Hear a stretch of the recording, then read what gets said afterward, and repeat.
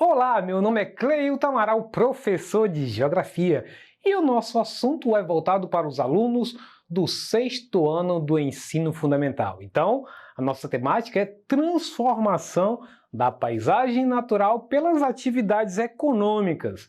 Mas antes da gente adentrar nesse assunto, que tipos de transformações, que atividades econômicas de fato influenciaram nas transformações das paisagens do espaço geográfico brasileiro, vamos primeiramente dar uma revisada de novo na questão dos conceitos de paisagem? Então, acompanha comigo. Olha só, a paisagem é um conjunto de formas e funções em constante transformação. Essas formas se dão pelos elementos contidos na paisagem, podendo ser naturais ou culturais. Os elementos naturais são aqueles que ainda não sofreram atuação humana, morros, florestas, rios e outras coisas mais.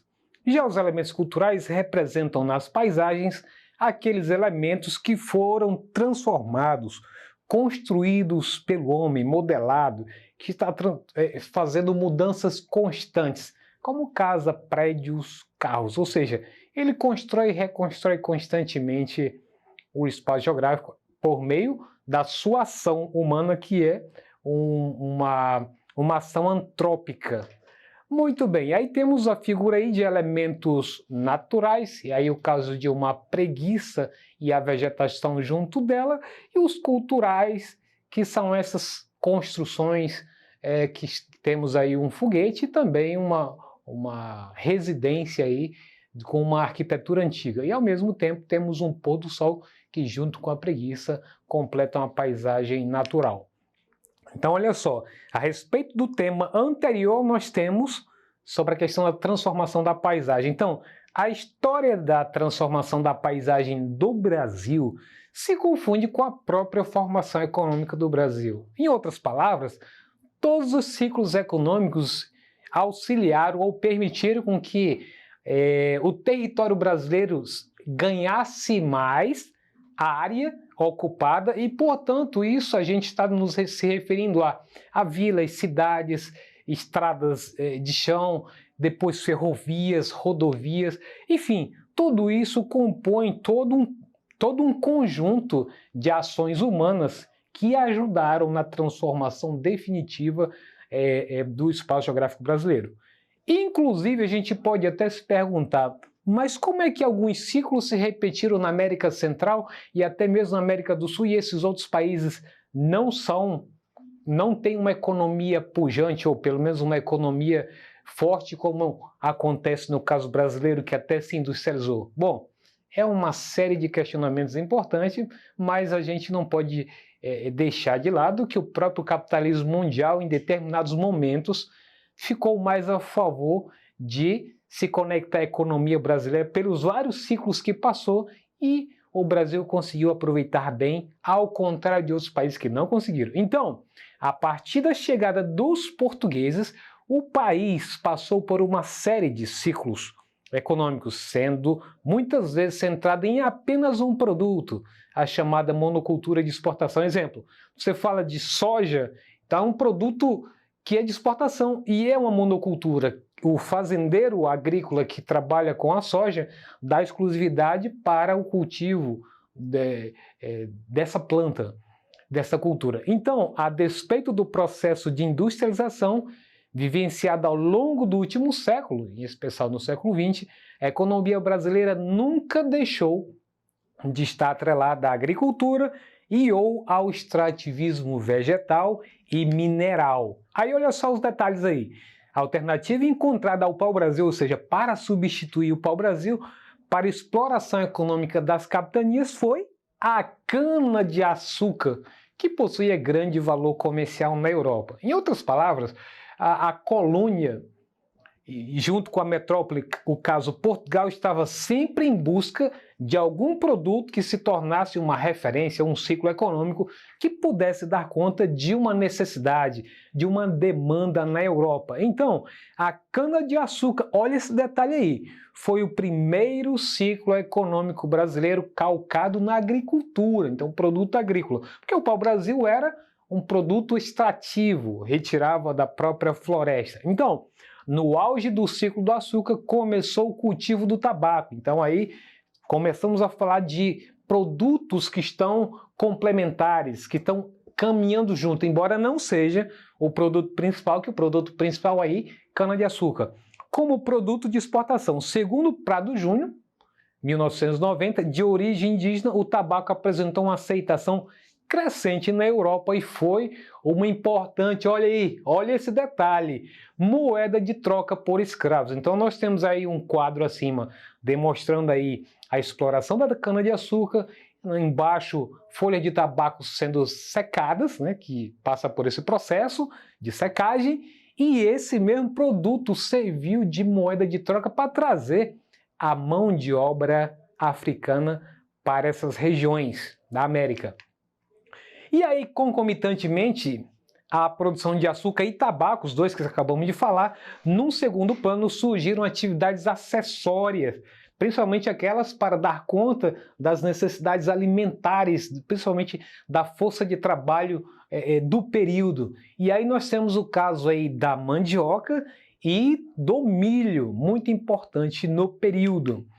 Na esteira da agricultura de subsistência ocorreu também, olha só, o desenvolvimento do setor pecuário. Olha que ele vai trazer uma mudança fantástica. Olha a figura, o que ela diz aí. A pecuária ofereceu uma nova dinâmica à economia colonial. Por quê? Porque ela serviu principalmente de meio de transporte para a produção e os insumos necessários para onde estava voltada a produção do período. Então, outro fato é que, a despeito do papel secundário da pecuária na economia colonial, o setor foi fundamental, olha o detalhe, no início do povoamento do interior brasileiro. Olha como isso vai ser importante na transformação desses espaços do Brasil, que passou a interiorizar, já que a parte litorânea era ocupada basicamente com cultura de exportação, como é o caso da própria cana-de-açúcar que estávamos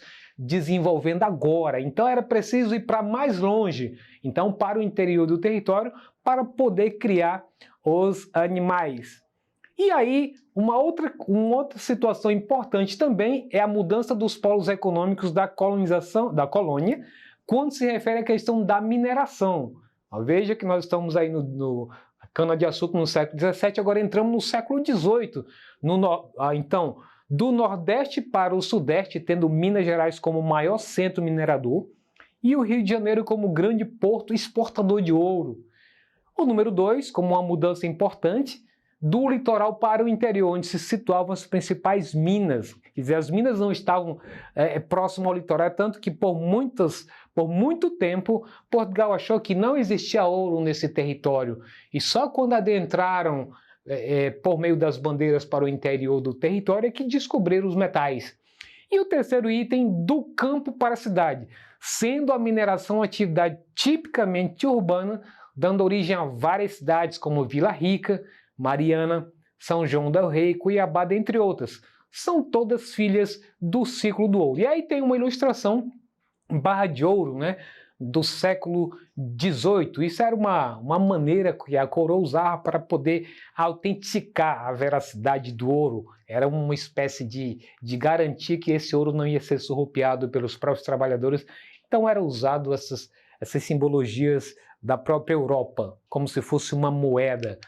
E aí o papel dos tropeiros na formação da paisagem também, riquíssima essa história dos tropeiros, que vai inclusive gerar também um alimento, né, importante na culinária brasileira. Então ele diz assim, os tropeiros praticantes do tropeirismo guiavam gado vivo pelo caminho das tropas, cujo trajeto principal partia de Viamão, no Rio Grande do Sul, até Sorocaba, em São Paulo, percorrendo mais de 1.500 quilômetros. Os pontos de pernoite eram também pontos de comércio, ficando conhecidos como os pousos de tropa. Então a palavra tropeiro vem de tropa, que no passado se referia ao conjunto de homens que transportava gado e mercadoria.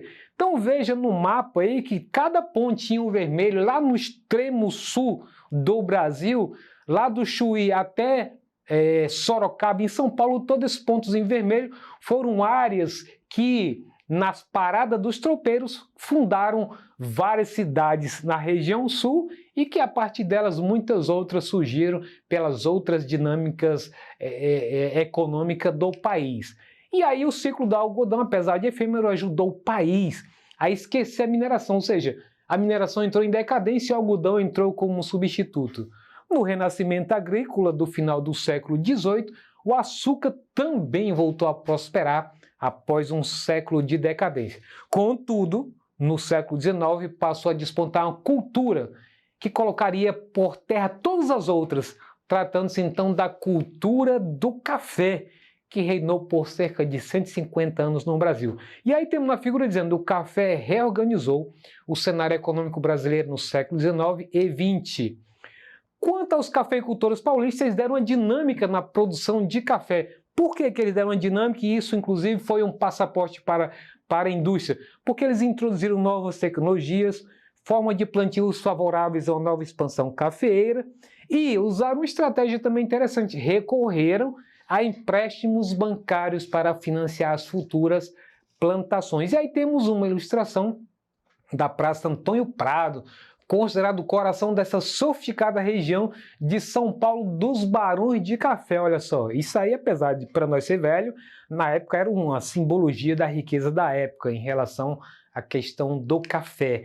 E aí, quanto à urbanização, industrialização e modernização agrícola do século XX, o Brasil iniciou o século XX vindo de grandes mudanças internas, sociais e políticas, como a abolição da escravatura, por exemplo. E o mercado de trabalho no Brasil também viabilizou um fluxo imigratório para suprir a escassez de mão de obra especializada. Note-se bem, porque mão de obra já existia, não tinha especializada para a nova demanda colocada. Aí mostra aí o lucro dos cafeicultores motivou a imigração em massa. Aí mostra aí um vagão trazendo vários imigrantes europeus. Quanto ao embrião da industrialização brasileira, a partir da crise de 1930 produziu grandes restrições para importação de produtos estrangeiros com a queda de renda das exportações. Esse estrangulamento externo criou condições para que muitos produtos industrializados e importados pudessem ser produzidos aqui mesmo no próprio Brasil, formando então um mercado interno. E aí tem algumas situações interessantes, principalmente no Getúlio Vargas, que foi exatamente, dentre tantas estatais que foram criadas, empresas importantes que até hoje são importantes para o Brasil, o caso da Petrobras. E também teve um papel importante o governo de Juscelino Kubitschek, que principalmente internacionalizou a economia brasileira e trouxe grande desenvolvimento nas áreas urbanas. Então depois dei uma estudada legal nessa questão do governo Getúlio Vargas e Juscelino Kubitschek, que foram pilares, a base para o que nós conhecemos hoje da industrialização e urbanização do território brasileiro em séculos mais presentes, se a gente levar em consideração o século XVI, XVII e XVIII que estávamos vendo há pouco tempo. Isso está se referindo ao século XX. Muito bem, e aí tem um resumo geralzão de um mapa que você pode depois congelar e ver os detalhes de como se deu essa expansão do território brasileiro, com base em cada uma dessas etapas de produtos necessários, esses ciclos que se sucederam do século XVI ao século XX. Vamos lá, nós exercitando então? Podemos afirmar sobre o período da mineração no Brasil que, letra A, atraídos pelo ouro, vieram para o Brasil aventureiros de toda espécie que inviabilizaram a mineração. Letra B, a exploração das minas de ouro só trouxe benefícios para Portugal. Letra C, a mineração deu origem a uma classe média urbana que teve papel decisivo na independência do Brasil. Letra D, a mineração contribuiu para interligar as várias regiões do Brasil e foi fator de diferenciação da sociedade. E aí, analisou? Fez sua escolha? Se você disse que a alternativa correta é a letra D, tá certo! A mineração contribuiu para interligar as várias regiões do Brasil e foi o fator de diferenciação da sociedade. Com isso, a gente encerra a nossa aula de hoje. Se você quiser acessar essa ou qualquer outro componente curricular, basta acessar a plataforma Eduque. Um abraço e até a próxima!